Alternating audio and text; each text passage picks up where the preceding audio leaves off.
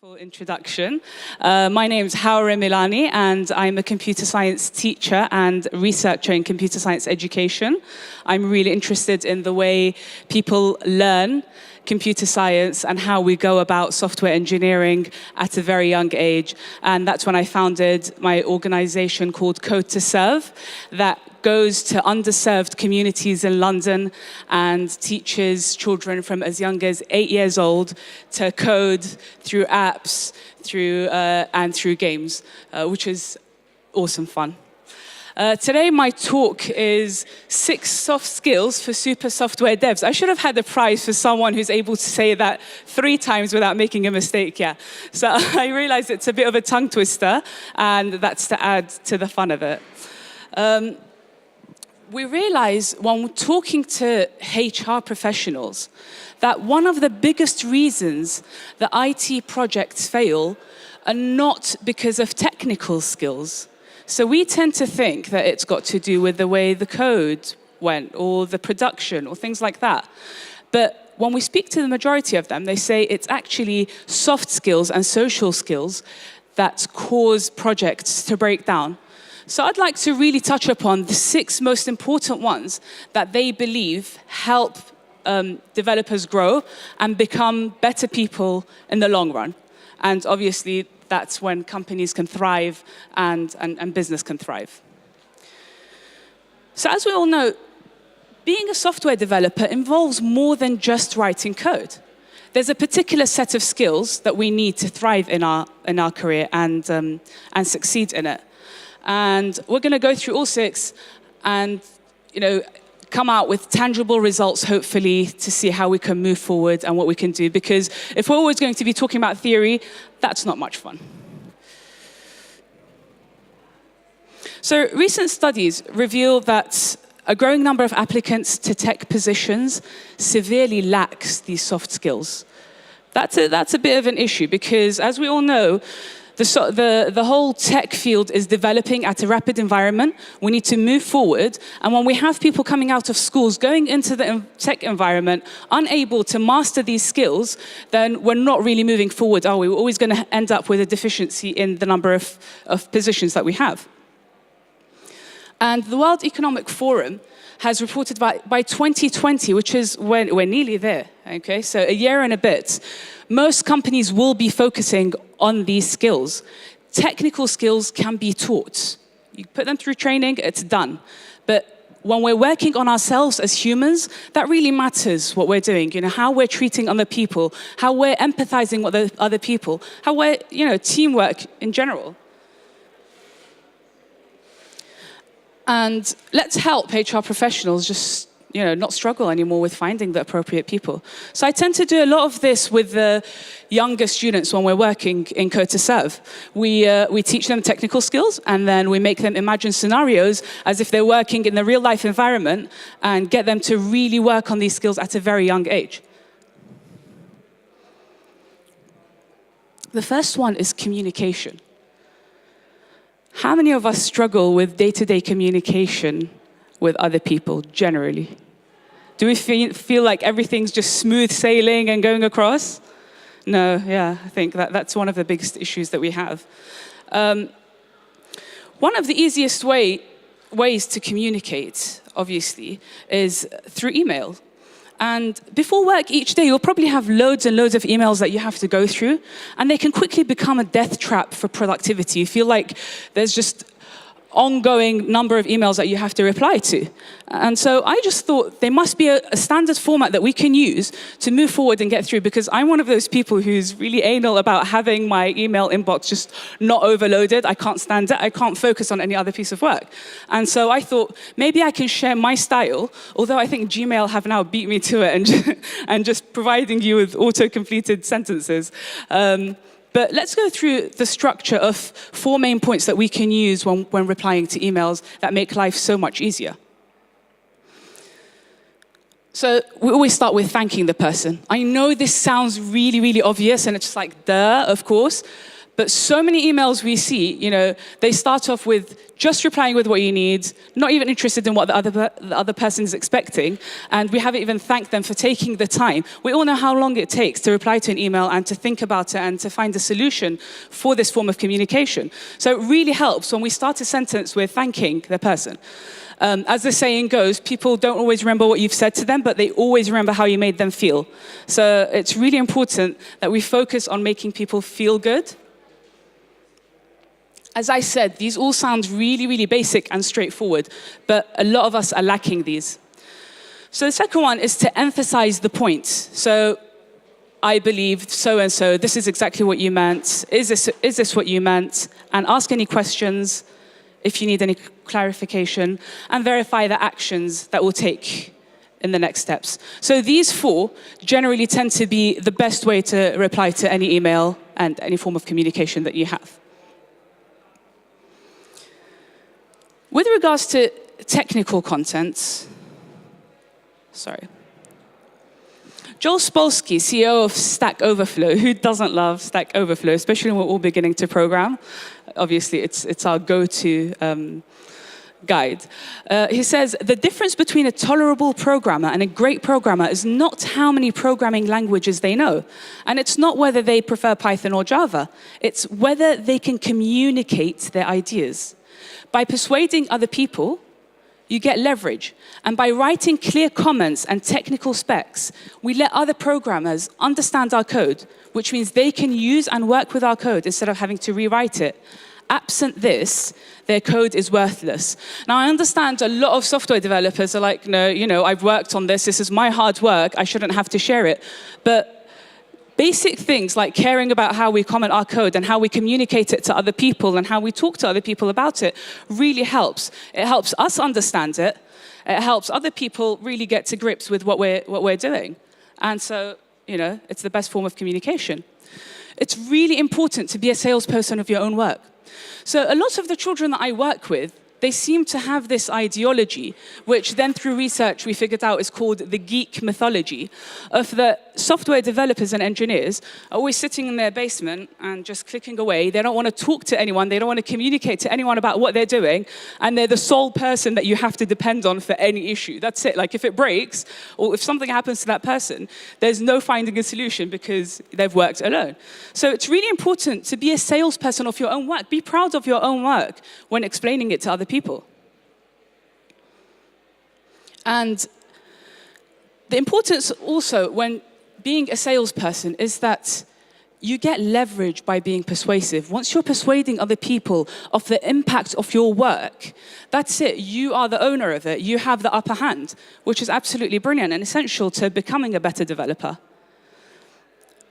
And let's always remember that there's so many of us. I know the whole idea of this talk was aimed at beginners, but I can see some amazing software engineers who clearly have loads of experience sitting in the audience. Let's all remember that we started somewhere, and having clear comments doesn't mean you're weak. It actually means you're a better person. It means you care about your work. It means that you're clear about communicating your work to other people. And yes, it does make you a better person, regardless of what it looks like.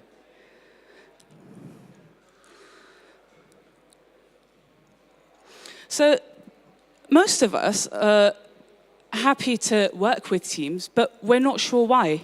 Sometimes it's just because we've been asked to work as a team. We've been told, okay, you're working together on this project, get along and get it done. But as I started earlier in this talk, the majority of projects fail due to the lack of teamwork, due to the reason that people don't really want to work together, or they don't know how to work together. And so I think it's really important, moving on from communication, to really be able to understand other people's points of view. And these are basically the positives of working in a team and really being part of a stronghold together. And obviously, once we're working as a team and we succeed as a team and working with other people, your achievements will be celebrated together. And you end up with a brilliant community, just like the GDGs. I mean, look at the DevFest right now. Look at everyone getting together. We're clearly here to celebrate something, and that's usually, achievements that have been created by teams. What we saw earlier on stage. That wouldn't happen if you're working alone. So all the brilliant things happen together, and then you're able to celebrate together, which makes it even more fun. Part of teamwork really is teaching other people what you've been able to do. And if you're a beginner, you usually probably think that I really don't have much to teach, and I need to have gone through a series of, important steps to be able to then pass this on to other people. But let's not forget, documenting our journey, helping people on the way is super important. When we teach, we're going to then embed the knowledge into our own minds and be able to, be more professional at what we're doing. And that's one of the reasons I feel like the rubber ducking style is really, really useful. So hands up who uses rubber ducking method to debug. Or rubber ducking, debug, yeah, debugging. That's it, yeah, don't be shy, just be like, own it, yeah? It's brilliant. So for those of us who aren't aware of it, it's basically getting a rubber duck, yeah, not putting it in the bath, putting it on your desk, and when you're stuck at any code, to just sit there explaining it, take it out of your drawer, put it on your desk, and sit there explaining your code and explain your work to the rubber duck. That seems like, okay, are you crazy? What the hell are you doing? But that has been a very, very, it's been proven to be extremely successful and efficient at helping you then understand your thoughts. Because we're usually scared of speaking our thoughts out aloud, but when we're explaining things to someone else, we're going to also get their perspective. Obviously not in the case of a rubber duck. You're not really going to get much perspective, okay? But they're really good at listening. So if you need a listening partner, you've got the rubber duck. If you've got someone who wants to respond to you, then obviously you're going to need another human being. And yeah, so I believe really teaching is one of the best ways. I was having a conversation with the amazing Ramon here yesterday, and we were talking about, hi Ramon, thanks for that. We were talking about when we teach students to code, how much we learn from them. Because as the way technology is evolving, within 6 to 7 months, everything we know is going to be obsolete. And these kids really find ways of just, coming up with fantastic ways to find solutions to things. Either code something or find a weird button or create an amazing game. And you're like, how did that happen? So we think we're teaching, but when we're teaching, we're also learning from the other person, which is a definitely brilliant way. One of the ways that you can up your game with teaching is, your company's not going to know everything about everything. And you're going to have a specialism. You're going to be really cool at something that everyone else isn't, or something that they're not very aware of. Or maybe they are, and you're the person they go to when their database is broken. You're the person they go to when their website is messing up. So be prepared to always be happy to step up and speak about your work, and just give tech talks. Teach other people. Be proud of the stuff that you're able to achieve that others aren't. And as I said earlier, once you're more advanced, always remember the people who are struggling. Yeah, always remember the people who are struggling. Sometimes, I always remember when we start driving. We're the slow person in that car, and sometimes it's not out of choice. We don't really want to be slow, do we? We just want to speed past, but, limits. And then once we're done with learning how to drive, it's the impatience of driving behind a learner driver. I think I'm most guilty of that. I'm just like, please move, please move. But then, if we think about it, we really need to help other people grow the same way we were given the chance to grow. So I think, let's take it easy on people who are still learning. Which brings me really, really, it brings the idea of empathy and the importance of it, because people won't learn the same way we do. So let's find ways of communicating our ideas to them. So with regards to empathy, it's really about understanding and experiencing another person's emotions while still maintaining your own discernment. You have the right for your own judgment. the word empathy has been coming up a lot in the technical environment, and we're like, okay, whatever. It's just sometimes the world's just running by and we have to empathize with every single person. But it really, really helps people who are introverts, who are having difficulty to break in to your environment, to be part of this. And you empathizing with them, honestly, will mean the world to them. Generally, you won't get a positive feedback because we tend to we're always ready to dish out negative comments, but giving positive feedback, receiving positive feedback really, really changes the way you think about and empathize with other people. And so we may think that the developer's world is so fast-paced and there are so many hurdles to pass and deadlines to achieve, there really isn't time to worry about other people. We hear stories of people like Steve Jobs and Linus, and they're both, amazing people in their own respect and everything that they've achieved. But I feel like there's also that negativity around them that some people are really proud of boasting, like, yeah, I'm like him. Let's bully people into getting things done. If that works for you, good for you, but, chance is, couple of months down the line, couple of years down the line, people will remember that. They will remember how you treated them and how you made them feel. And that's especially important when we're teaching, beginners and younger people. You won't be the person that they come back to. And this brings me to a story where first year in university when I was doing computer science, I really didn't have an idea of what open source was, but I chose it as an elective because the teacher looked really cool and, everyone else who was going to it really looked cool. Yeah, I could be laughing about it because, yeah, open source guys do look really like, they know what they're doing. And so I'm sitting there in the lesson and I'm already struggling with being the only woman in a class of 200 gentlemen in computer science. I'm already trying to figure out whether I should stay for this course, whether I should see the degree through. Am I even understanding what all this open source stuff is about?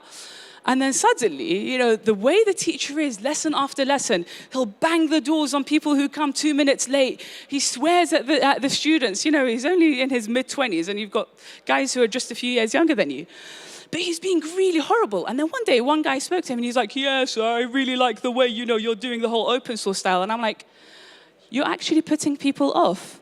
You're actually putting people off. Like, I grew up within the next few years thinking open source, negative. And it took a lot of hard work of me just, reteaching myself and educating myself about the amazing possibility that open source provides people in every sense.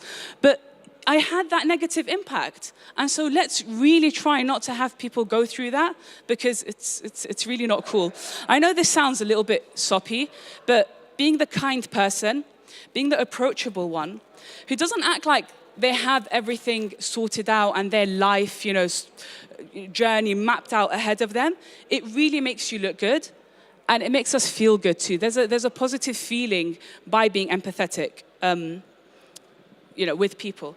I'm going to derail here a little bit, just to remind each other that most people see kindness as weakness, and I feel like kindness is actually, it gives you leverage. Only people who are super strong are capable of being kind to one another and helping one another up. As I said, it sounds a little bit soppy, but I feel like we don't talk about this in tech events enough, about being kind to one another. Yes, we'll listen to the code of conduct, and we'll be like, yeah, okay, let's just be nice to each other. But really, when we're in the pressure of things, how kind are we to one another? It really does make you look good. So back to our topic. But as you can see, if I'm a little bit obsessed with empathy, and if I was to choose one skill out of the rest, it would definitely be this one to move forward with. So we spoke about teaching, but how about learning? So most of us, we start school at a very young age. We learn how to read and write, and then we're given a mapped pathway. This is what you're going to do for the next 12 years, and we're spoon-fed all the information. And then sometimes when we choose to do something like software engineering or computer science, we go into university and we're also fed the information. Some of us will come out able to program and code and solve problems, which I've heard recently from friends in the US. That's very normal. I'm not sure how it's like here in Czech Republic. But in the UK, the majority of students tend to leave university with a computer science degree, unable to write a line of code or even understand what code does, which is a huge dilemma and a huge endemic. And so that leaves us in a position where we really need to know how to learn. And frameworks are moving on, and we need to find out how we're going to keep up to date. So generally, we tend to, in the workplace, just be trained constantly up to the latest developments and latest tech, and we're capable of achieving that. But what if we were able to achieve more than that? What if we were able to understand how our own brains work and how we function? And that would help us learn so much faster and in our own style. So my style is to just wait for Wiley to print the For Dummies book and just go that way because it's simple. Yeah, I just embarrassed myself there. But generally, there are 4 categories that we need to follow. I'm sure most of you have heard of them, but I'd like to make an addition to them. So the 4 styles are the visual, auditory, reading, and kinesthetic. Kinesthetic means hands-on learning, so someone who is able to do. So you have to only be, you'll have, for example, when we're working with younger students, you have a computer open and you give them the parts to work with, to fix, and put back together. Most of us learn that way because that's how the memory stores information, and that's how our brain memorizes things. So it'd be really, really useful if each of us was able to go online. There are loads of resources and really find out what kind of learners we are. And the tools that we find online really are effective to find out. Once we've got that sorted, at least then you know how fast-paced you can go with your own styles of learning. But it's really important to couple that with hands-on practice. And that's why online videos and online tutorials tend to be the most effective way, because you have someone training you and you also have the practice which embeds the information back into your mind. Sorry about that.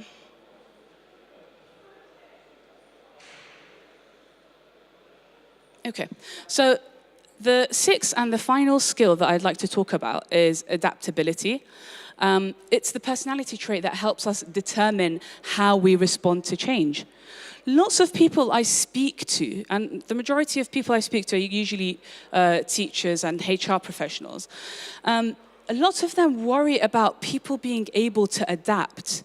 And we see students, once their current teacher is not there and someone comes to replace them, they're in a state of shock. They don't know what to do. They'll either start jumping on a chair, throwing things at the teacher, or just freeze and be like, well, what's happening? Or my code has, disappeared, or some updates come and I don't know how to use it. That was me when Snapchat update came, the recent one. I'm just like, what do I do with this? That's a sign of old age, by the way. Yeah, I know you're laughing. That's a sign of old age when once the Snapchat update comes, you're like, I don't know what to do with this. And thank God for youth. This is why we're training the youth, isn't it? Like secretly, it's so that in a few years' time, when we can't catch up with them, they're just, they remember that we helped them in the first place and come back to us. But generally, we tend to have the same issue with the workplace. People aren't adaptable to new technologies, to new managers, to new teams that they're being placed in. And there are certain ways, there are 2 ways that will really help us adapt to this change. And those go through basically finding ways to improve our coping mechanism. So what happens to me? Let me just be fully aware of what happens to me when I have to deal with something new, or when I have to deal with a change, or when I have to delete all my code and start all over again. Another way is, also sounds a little bit soppy, but engaging in positive talk. Positive self-talk and putting things into perspective, really being aware of my surroundings and what's happening to me, and that way I can move forward and get over this and really be adaptable to everything that's changing around me. And obviously, high adaptability means more business success. Later on in our careers, so some of us are beginners, and once we're moving on, technical skills will be the same as everybody else. We're going to be at a stage where really we won't even talk about technical skills because they're so similar to everyone else's. But once we're able to communicate, inspire others, and be the trustworthy person, be the approachable person where people can come and talk to us and learn from us, and be that person who helps other people move forward, that's what's going to make each person shine. That's one of the most important skills to have. And so putting all of these together, can we see how all of these 6 skills, once put in a nice round circle, can really help us become better people and solve any problems, no matter how big or small they are. And you'll end up, giving orders and not just taking them from other people. You'll be your own boss, which is, the best thing. That's what we all strive to. And with that, I'd like to thank you for attending this talk and hope that you've gained some insights and have something tangible to take back. Thank you very much.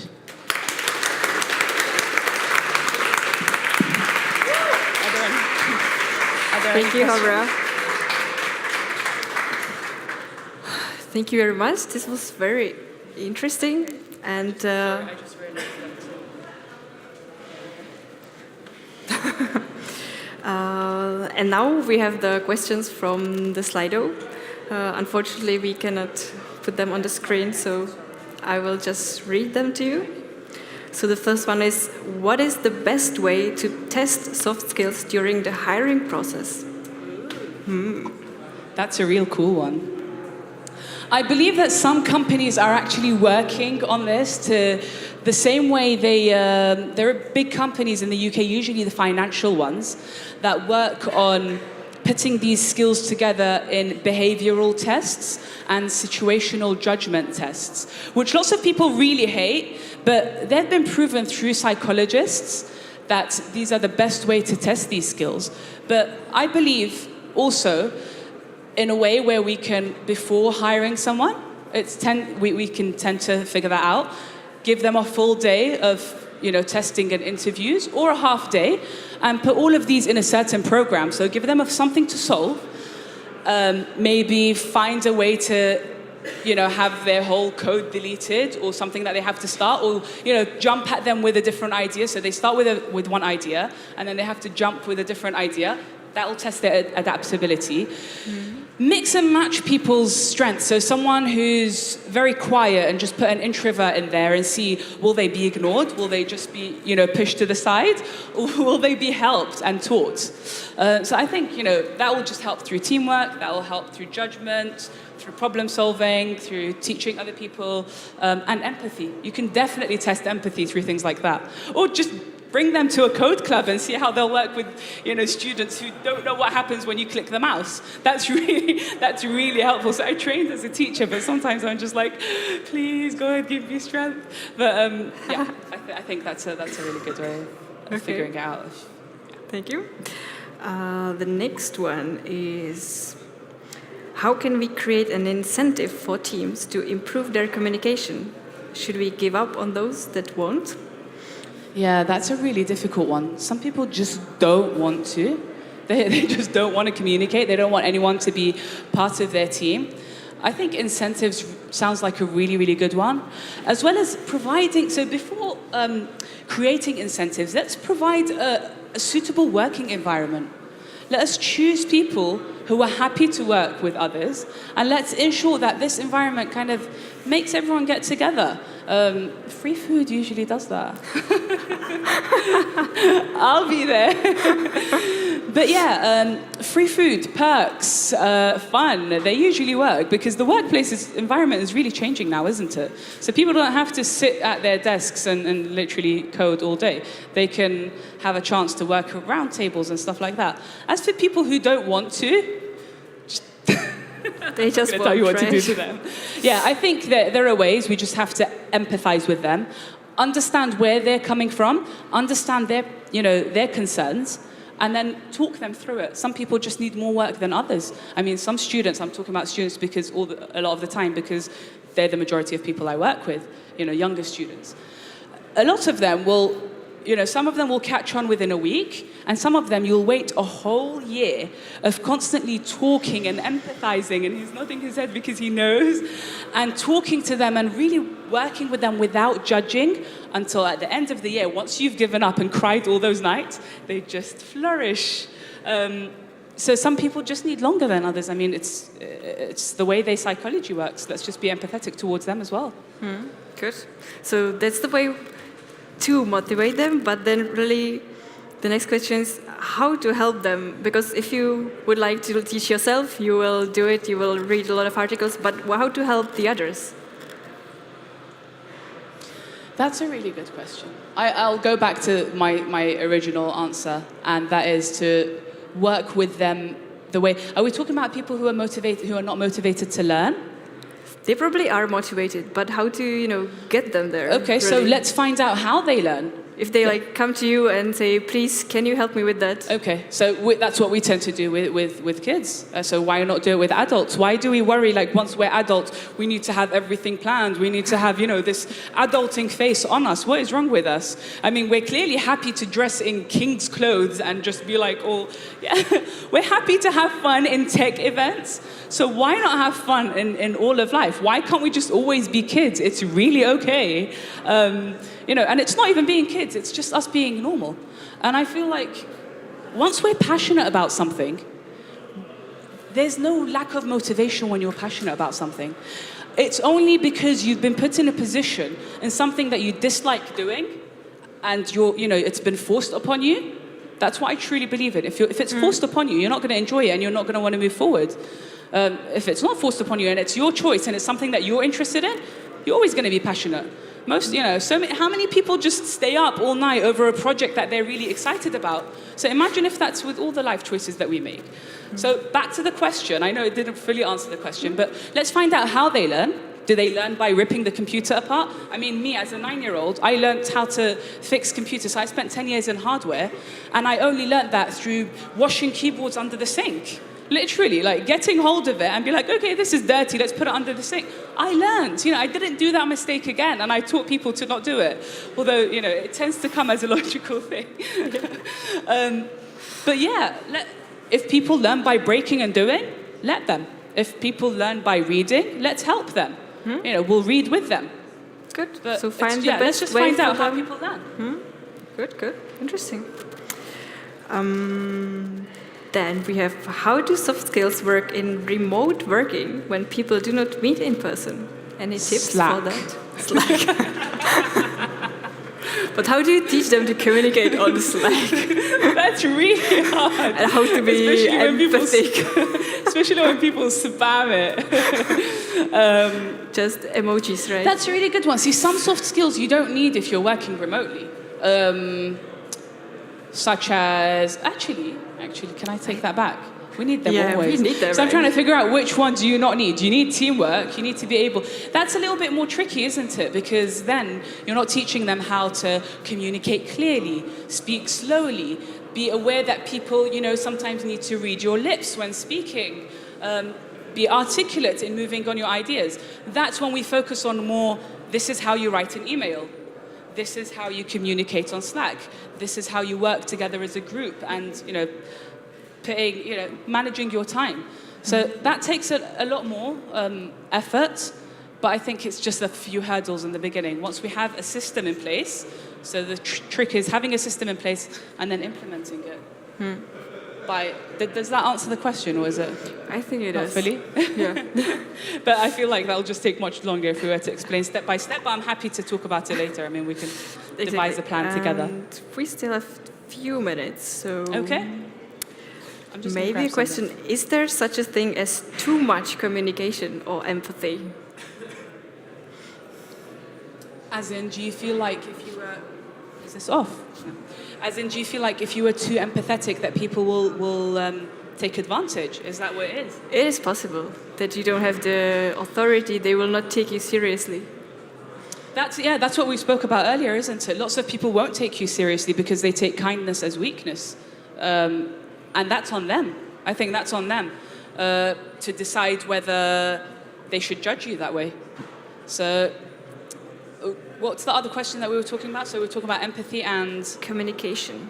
communication. Too much communication. I'm a big fan of over-communication. I feel like it's really important to just repeat things when people are not sure. But if we go through those 4 steps that we spoke about in the beginning, about thank you for your email, have I understood you correctly, it's always really helpful to, instead of quickly, so you say something to me, and instead of me automatically just saying, okay, Catherine, so I'll do such and such, how about I understand, so is this what you meant? And let's appreciate people who are over-communicating. They only really want to understand our point of view, so why not? But the weakness thing, I totally understand it. I totally get it. And I think it's okay. If people want to view you that way, that's on them. You're doing your bit to make sure that everyone's happy and that everyone's following on. That's an interesting question. Are there any comments? And this will be the last one. Okay. How about people that take IT just as a way of earning money without... Sorry, could you repeat that?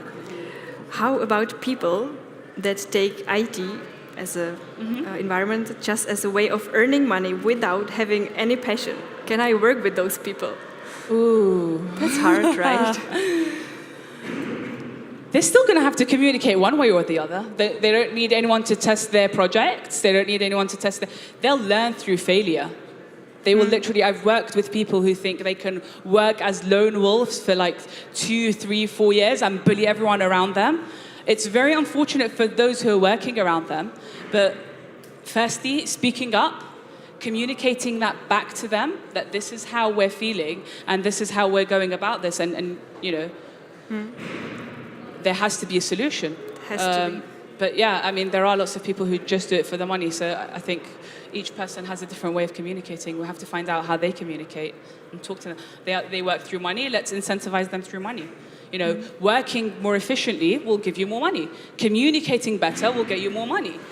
Teaching other people better will make you a nicer person, so people will invite you to teach and will make you more money. So let's use that as the incentive. That's my opinion. So I hope that answered the questions. Okay, Hawra, thank you very much. Thank you very much. That is Thank you. it.